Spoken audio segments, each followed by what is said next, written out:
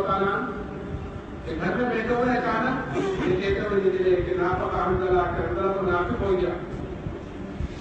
حضرت ابوبکر صدیق رضی اللہ تعالیٰ تشریف لے جا رہے تھے. ان سے کہا کہ حنظلہ منافق ہو گیا. پوچھنے لگے کہ کس وجہ سے کہہ رہا حنظلہ منافق ہو گیا, کیا وجہ ہے؟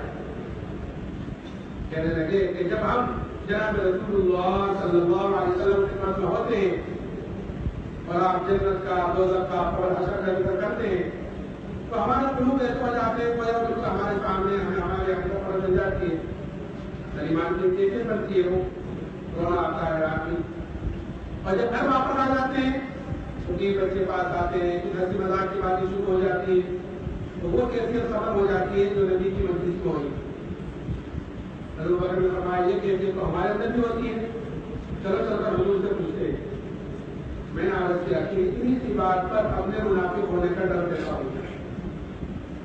دوستوں بزرگوں, ہمیں بھی اپنے سب سے پہلے اپنے ایمان کی طرف سے فکر مند ہونا ہے کہ دعوت کے ذریعے سے کہ جتنا اللہ کو بولیں گے, جتنا اللہ کو سنیں گے, اس کی عظمتوں کو, اس کی بڑائی کو جتنا بولیں گے سنیں گے, اللہ سے ہونے کا یقین ہمارے اندر آئے گا.